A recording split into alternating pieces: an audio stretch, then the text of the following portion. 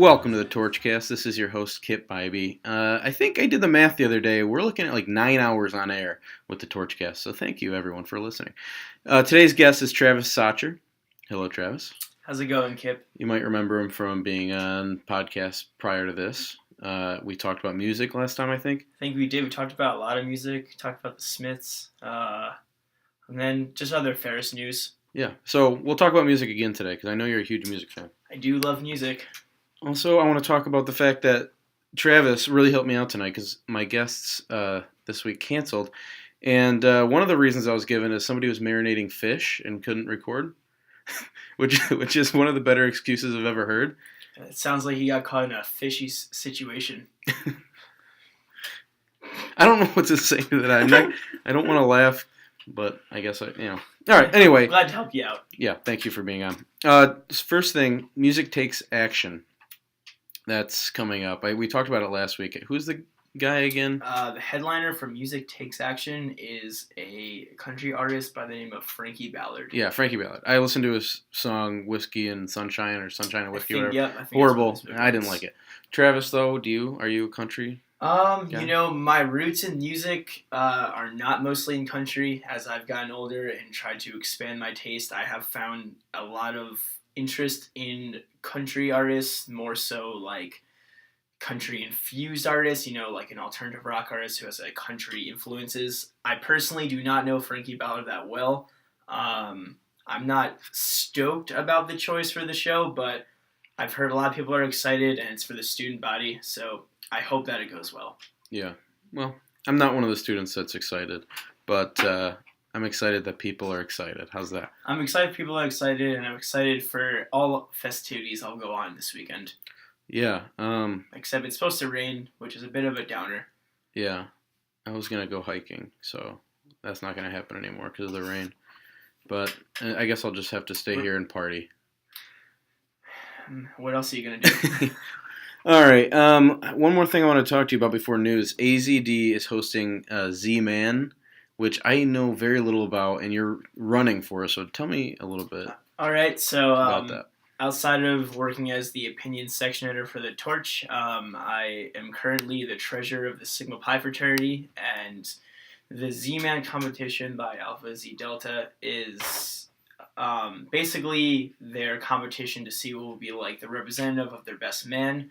I believe the competitions start Tuesday, April 4th, which is also one day after my 21st birthday.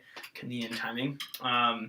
And heading it is AZD member Tess Strasser, who's one of my very good friends. And I said, yes, I'd love to run. So I'm pretty sure contestants will be competing all week. They're going to be raising money for the organization. I think it's an Autism Speaks organization.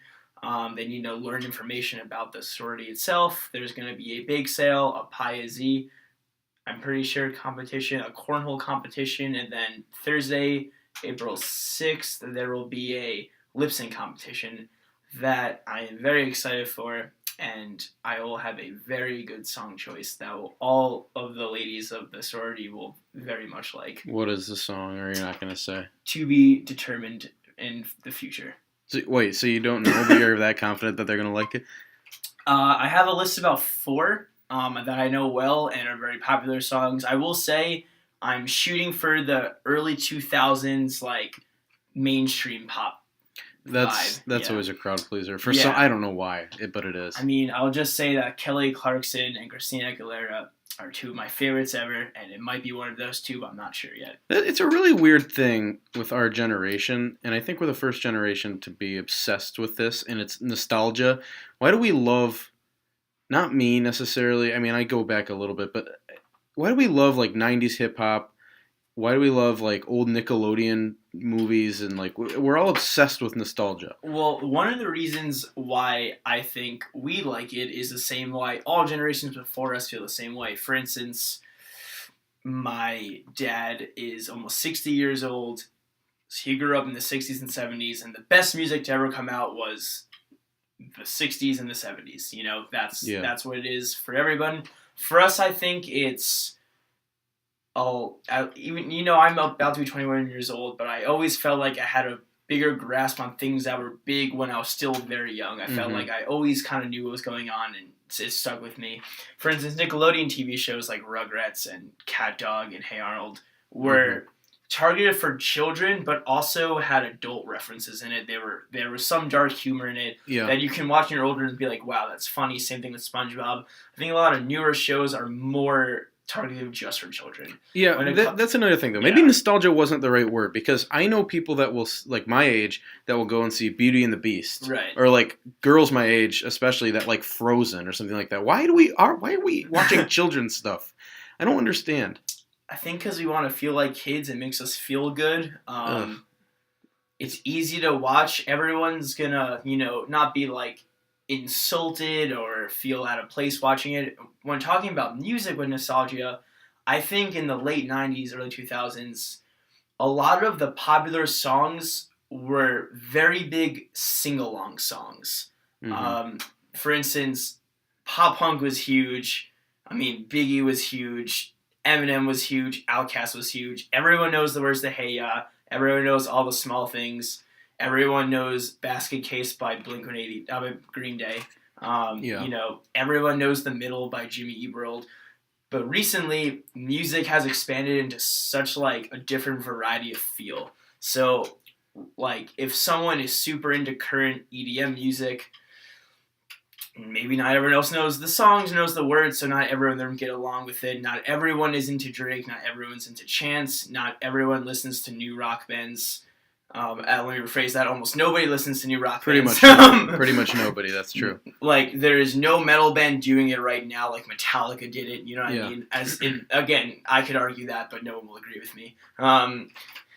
But so when you're in a group of people and a song like All the Small Things comes on, or Miss Jackson, everyone knows it, and it's fun to sing along with your friends. And I think because of that, those songs only get more popular as we get older. Yeah. Because when you're, out Friday night at a party and you're drinking, and a song comes on, and you want everyone in the room to sing and dance along, that's the time area that I think music came out of, that everyone can do that too. Okay, let's circle back real quick before news and talk about, you said that movies like Frozen, like Beauty and the Beast, even Harry Potter could be called a kids franchise.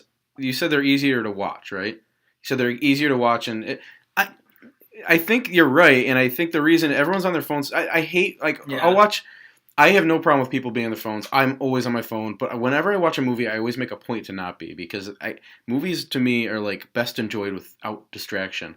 So I think people are on their phones, and it's easy to watch Frozen because there's no plot. People that write kids movies and shows aren't talented. I truly believe that. You watch those movies, it's really easy to be on your phone and still know what's going on.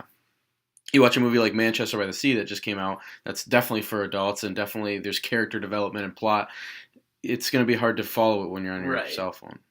Maybe that's part of it. I agree with you. And as you said, not even your cell phone. Like, let's say you and 6 friends get together for a movie, and you watch, I didn't see Manchester by the Sea. I don't know about it. I'm sure there's a lot going on with it.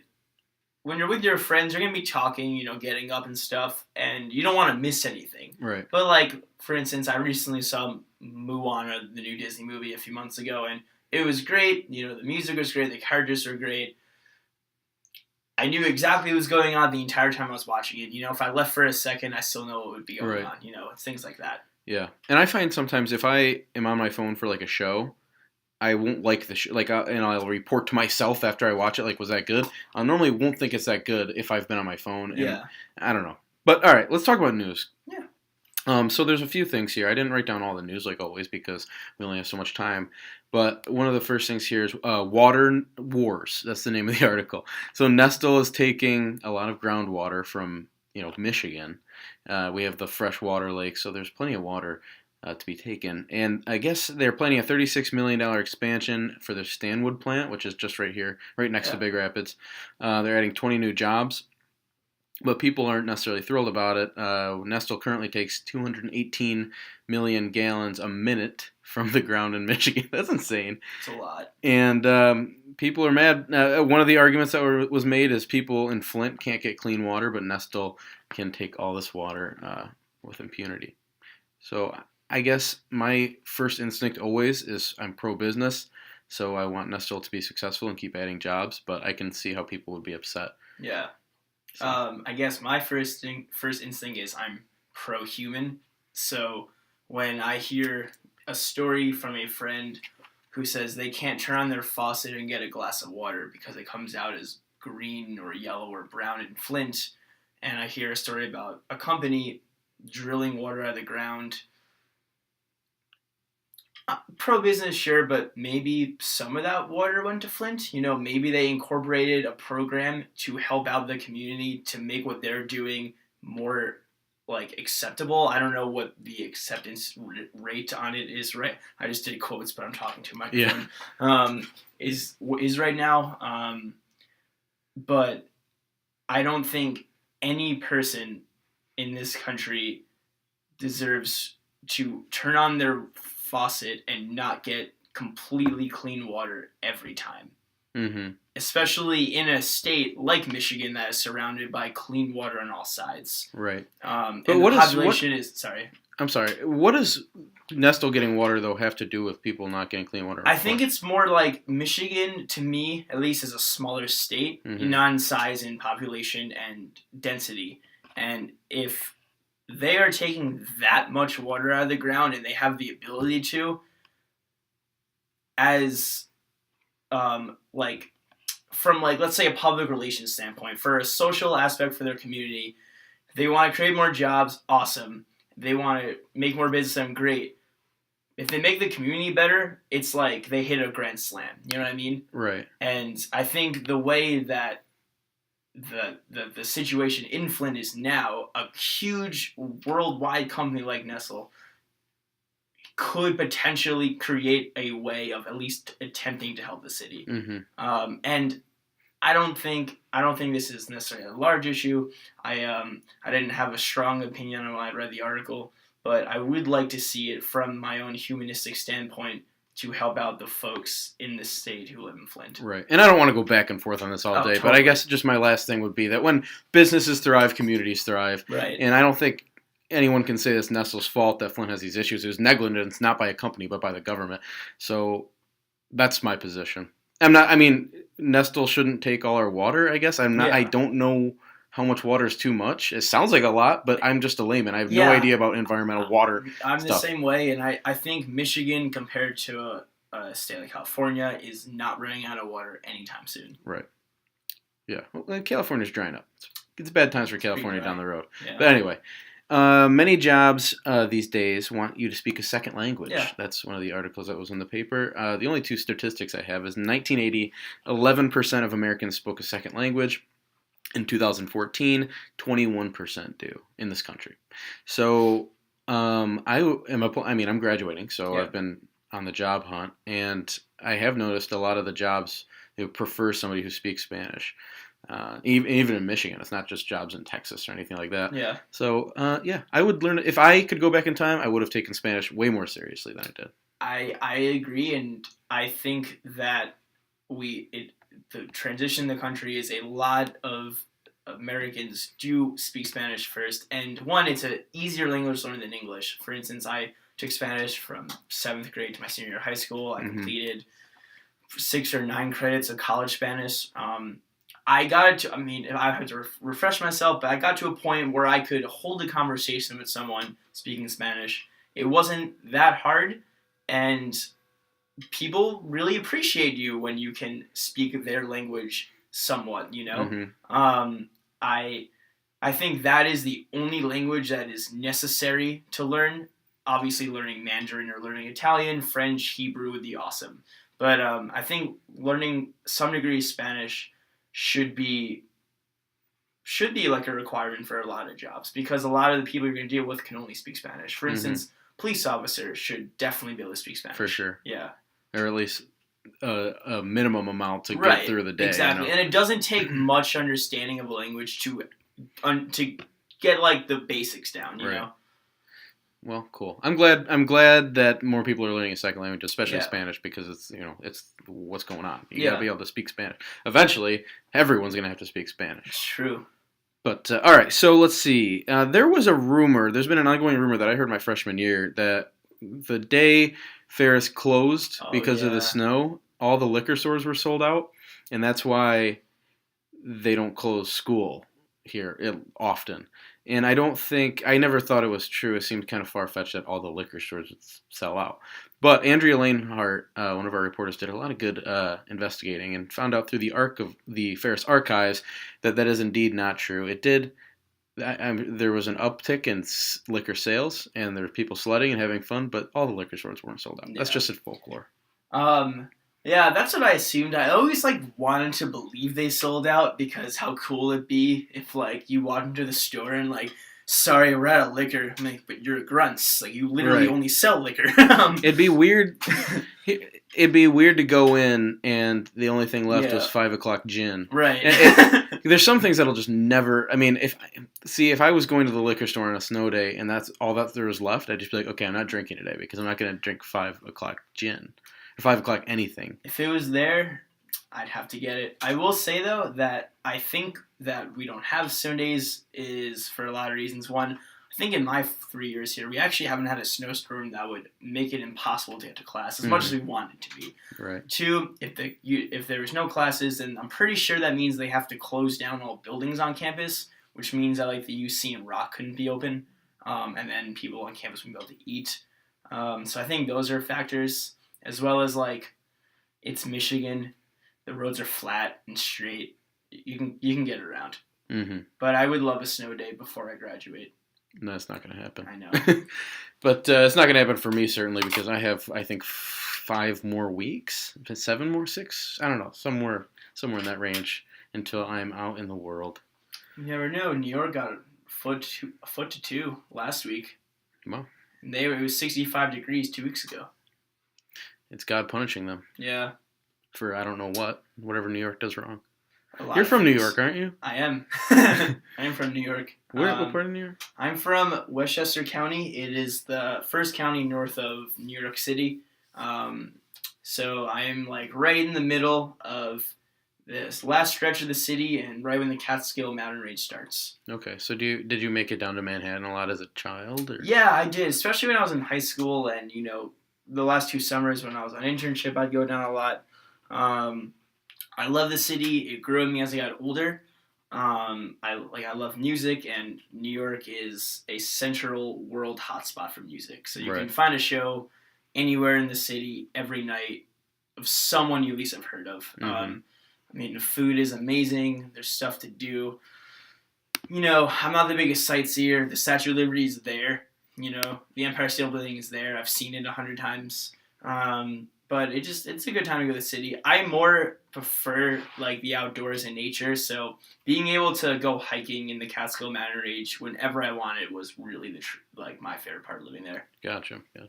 All right. A couple more things. St. Patty's Day. Just an overview of what happened. People went to Gypsy. People went to Shoots. People went to the Gate. Yeah. What did you do? I went to Shooters. I did a little bit of work, so I didn't go there for the morning. The morning festivities, but I got there in the afternoon.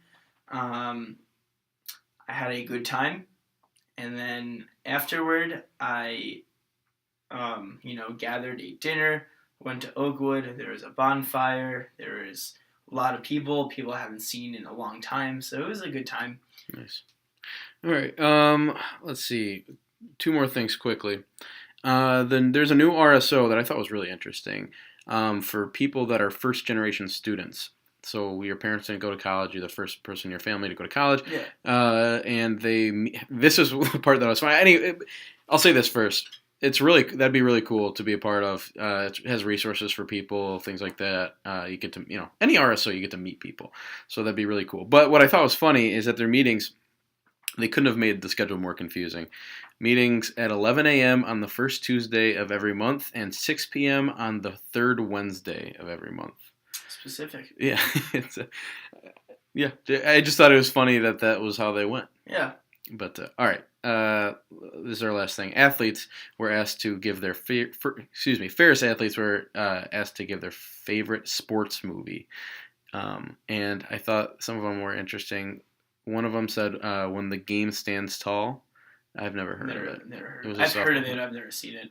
One said "Never Back Down," which is it's a horrible movie. It's a sport. It was like when I was like 12, I was like, man, that guy is real tough, and I want to be like him. Me and my friends Greg and Kyle used to watch it once a week when we were in middle school, and it was so cool. The dude is super tough. I watched it actually like a couple months ago, and terrible movie. Just melodramatic and weird and stupid. Yeah. Anyway. And then one said "Remember the Titans," which is a solid choice. It's a great movie. Classic. Yeah. All right. You had one more thing. You need some opinions from folks. Oh, yes, I am the opinions editor. So what that means is an opinion or a column is when a student gets an idea they have a subjective feeling or opinion on, and they write about it. Now, if you turn to page 15 of this week's issue, there is a small ad in the middle of the page that explains the whole process of submitting your opinion to me. Anything specifically Ferris related, please get yourself out there, try it, write a 400-word like a column on anything that you have an opinion on and send it to me. I'd love to hear what students feel about the university they go to. Normally, I write one, and other staff writers or editors or workers will write one because that's who I know. That's who I know who's into journalism. But even if you're not into journalism, even if you have no writing ability, give it a shot. The worst thing that happens is I'll be like, probably can't run this, but I'm pretty easygoing. I love to work with you. I love to help you out too. So give it a shot. My email is there. And yeah, it's for you. Lit, as the kids are saying. Yeah. Also, thank you everyone for listening. Everyone, make sure you like and share, comment, send it to your grandparents, send it to your mom. Please do. Please send to all of your mothers. Yeah, and do that with send the Torchcast right to your mom, and do that with not only the Torchcast but with articles. We want to get our word out. We work really hard at the Torch, so we want people to read it and listen to it. Anyway, thanks so much for listening this week, and we will see you next week.